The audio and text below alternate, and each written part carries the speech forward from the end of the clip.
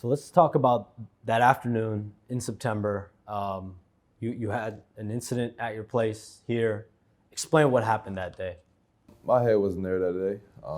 It was a lot going on with the George Floyd things, not being able to go outside, COVID and basketball. I love basketball and being able to travel and things like that.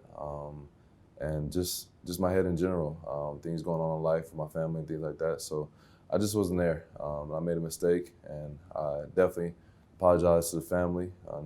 To the people that look up to me, learn from my mistakes, and we're ready to go from this. So Malik, you're in Minneapolis, you're in Minnesota, at your house. The coronavirus pandemic has swept everyone basically at an at-home order throughout really the country, and you're dealing with now social unrest, the George Floyd situation. Where were you at that, leading into, May and June, and as the pandemic, as the social unrest continued to mount, where are you?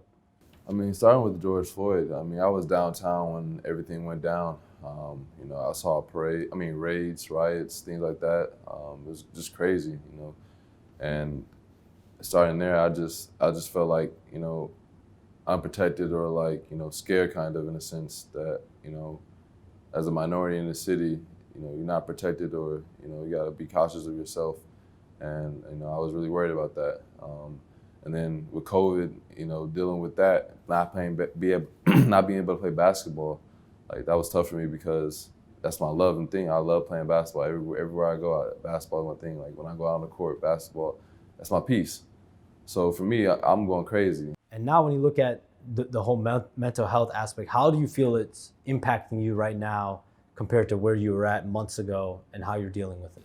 I didn't take it serious. Like I didn't take the mental aspect serious. I would brush it off. People would tell me I need to, get a counselor, things like that. And I would just say, I'm good. I'm okay. I don't have to worry about anything. But obviously that wasn't the right case. And, I should have been better. I should have got help from my family. I should have got help from counselors and people around me trying to look out for me. And, that's what happens when you think you're mentally tough. You think you're the best, you think you're perfect. And, I made a mistake with that. And I hold myself accountable for that, and I'm gonna make it up. I'm gonna meditate. I'm gonna get help. I'm gonna do the best I can to make up for what I did. So how often were people coming to your place, even before that incident? It was 2 weeks prior to that, and then that day it was mostly every weekend. So it happened every weekend. Cars around, we pull up, and then Like pull up in your driveway, like at your house? Pull up to my driveway. Sometimes I had a family pull up to my house, like a few cars pulled to the driveway, and I had to tell my friends to let them go, like tell them to leave, or like I said, they would come to the house and knock on the door and say like, "Oh, is this house not on the market anymore?" Like knowing it's not on the market, and then be like, oh, "Okay." And then as they leave, we wish Malik good luck, or we wish whoever lives here good luck. That's truly honestly it. Like I wasn't trying to come out and do anything else. I wasn't trying to shoot anybody or do that. Like my main thing was like, I'm tired of this. This is the third week in a row people came up. I just want this to end, and that's what I was thinking. I thought that if I did that, everybody would start coming. Like I don't even know what I was thinking, honestly. So, like I said, I'm not that person. You know what I'm saying? If I take that moment back, I would easily go up to that car and say, "Hey, can you please get off my property?"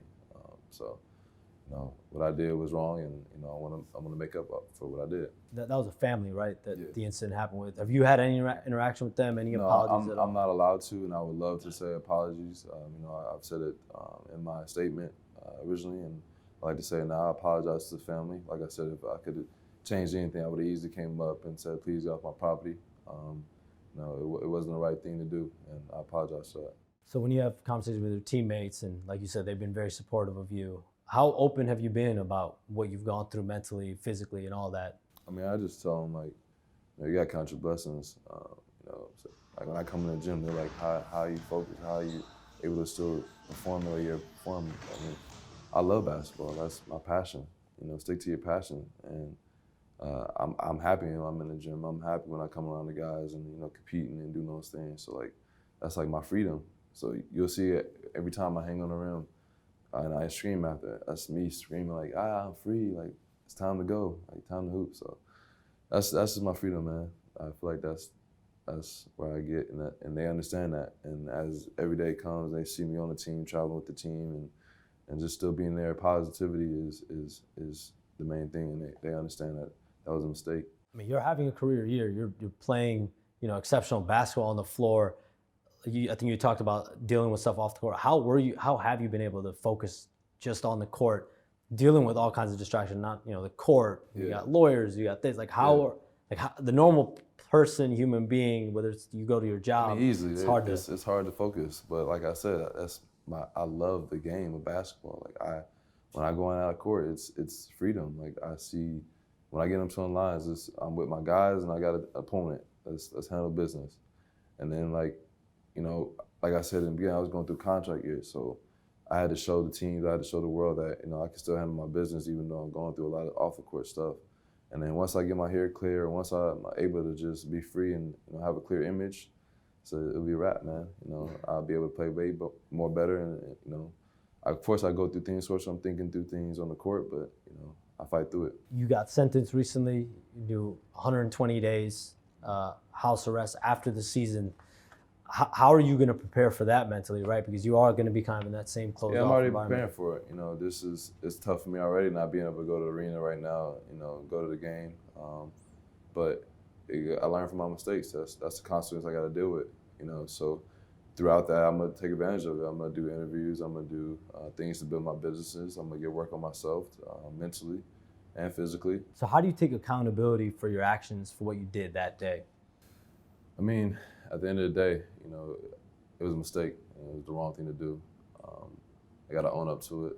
I got to make people know that, that's not who I am. And I know I'm a better person. I know that I can make up the mistakes that I did. I know that, I can learn from this, and I will.